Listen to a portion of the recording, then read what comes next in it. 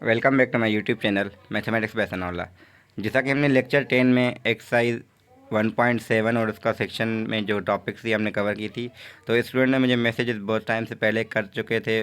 कुछ ने कल भी परसों भी किए थे कि सर वर्ड प्रॉब्लम से कुछ बनाएं, क्योंकि वर्ड प्रॉब्लम में इशू हो रहा है। तो इस वजह से मैंने सोचा कि पहले थोड़े वर्ड प्रॉब्लम जितने हमने एक्सरसाइज की हैं उतने तक वर्ड प्रॉब्लम हो जाएँ, फिर हम सेक्शन को आगे 1.8 को कंटिन्यू करेंगे। हाँ, पेपर आपके नज़दीक हैं तो कोशिश मैं कर रहा हूँ कि जल्दी बनाऊँ, मगर मेरे अपने बिजी शेड्यूल की वजह से मुझे थोड़ा टाइम कम मिल रहा है।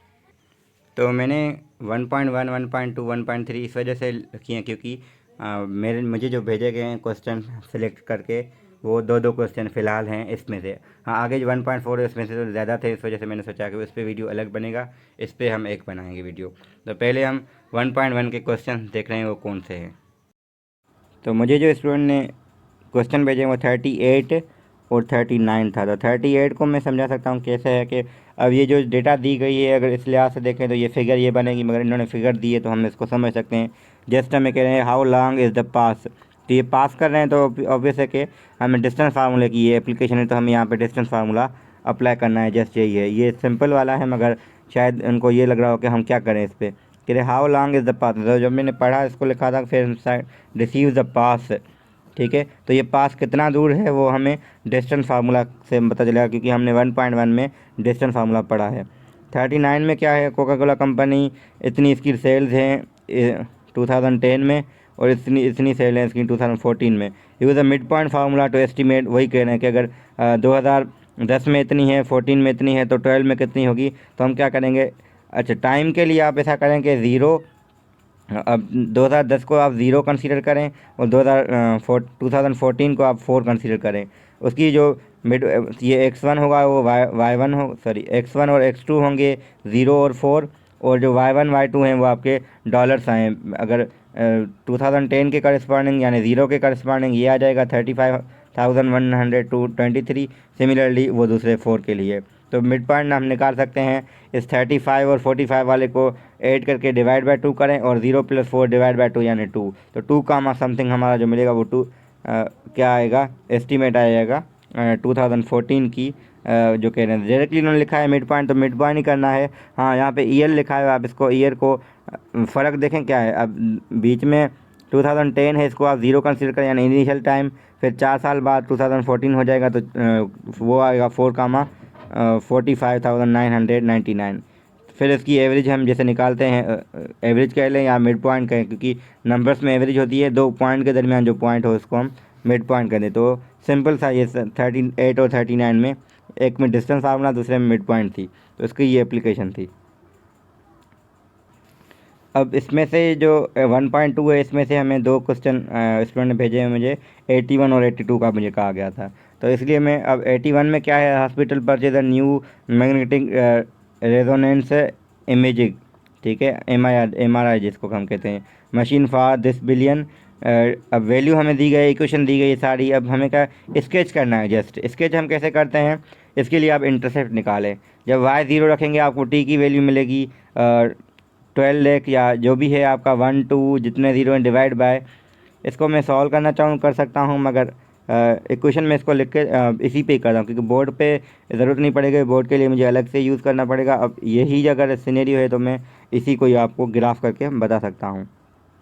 अब ये इक्वेशन है, अगर देखें यहाँ पे हम अगर इंटरसेप्ट निकालना चाहें तो हम ज़ीरो की रखेंगे y की जगह पे, ये हमें मिलेगा एज इट इज़ माइनस, यहाँ सॉरी यहाँ पे मेरे पास t भी था, तो यहाँ पे ये भी सेम आएगा।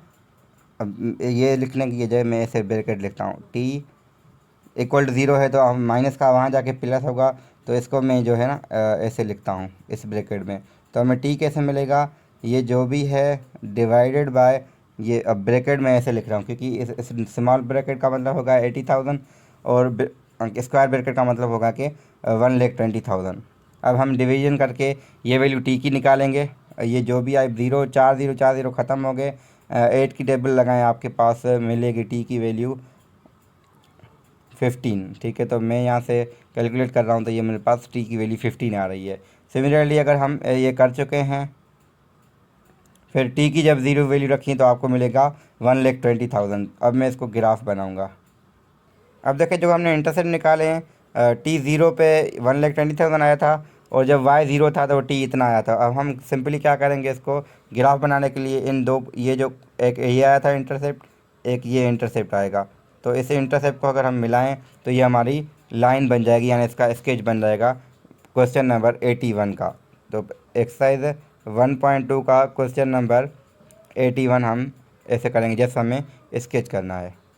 अब क्वेश्चन नंबर 82 में भी यही चीज़ है, सेम है, सिर्फ फ़र्क ये है कि ग्राफ का वो जो y की जगह 1,20,000 था यहाँ 9,500 आएगा और t की वैल्यू डिफरेंट आएगी। बाकी आपका हर चीज़ सेम है, सिर्फ इसका फ़र्क क्या है इन दोनों में, एप्लीकेशन अलग है, यानी इसकी मीनिंग अलग बनेगी उस टाइम पे। उसकी यहाँ पे परचेज़ है, वहाँ पे परचेज़ था, यानी दोनों में खर्चा है, मगर वहाँ पे कुछ और परचेज़ कर रहे हैं, यहाँ पे कुछ और कर रहे हैं, तो दोनों सवाल हमारे ऐसे हो जाएंगे। यानी 1.1 और 1.2 अब जिस स्टूडेंट ने मुझे भेजे हैं तो मैं उनके लिहाज से ये कर रहा हूँ। तो ये क्वेश्चन, अगर आपके पास भी कोई क्वेश्चन हो तो मैं आपको बता सकता हूँ। फ़िलहाल के लिए मुझे ये बताया गया, तो मैंने 1.1 और 1.2 के ये क्वेश्चन किए हैं।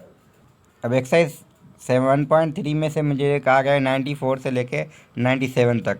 तो 94 को हम पहले देखते हैं, मंथली सैलरी का ये एप्लीकेशन है ये। तो कह रहे हैं अब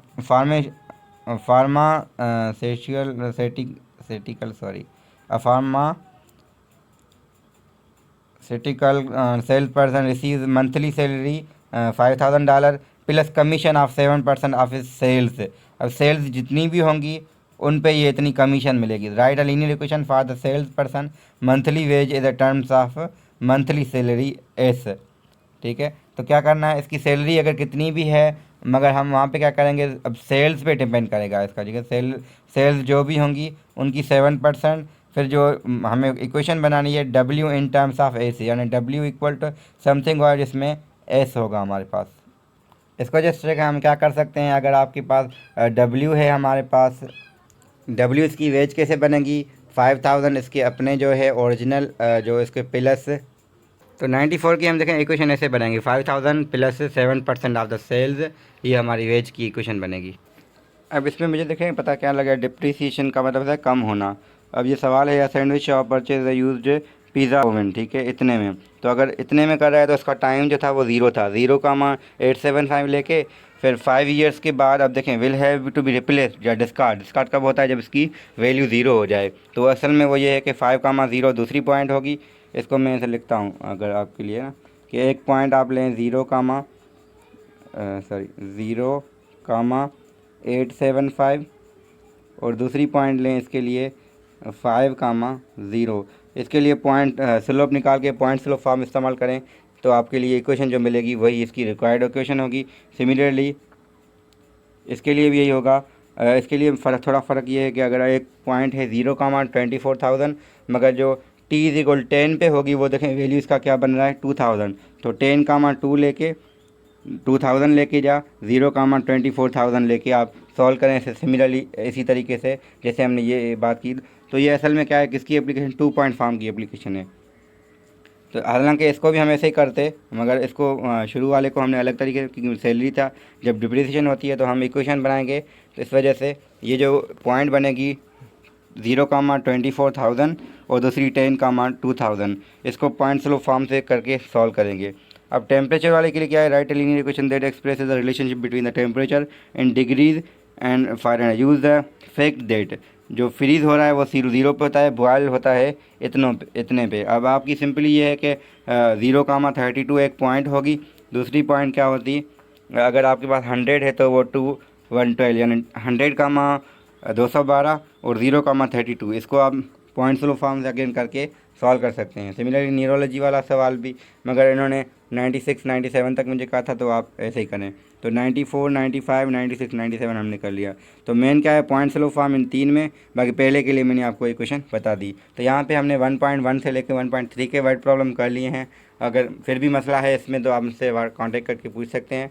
बाकी हम 1.4 से ऑनवर्ड वाले वर्ड प्रॉब्लम अगले वाले में ट्राई करेंगे। 1.4 का शायद हम अलग से वीडियो बनाएं, उसके क्वेश्चन उन्होंने ज़्यादा मुझे भेजे हैं, इस वजह से मैं उसका अलग से वीडियो बनाऊँगा। Thank you.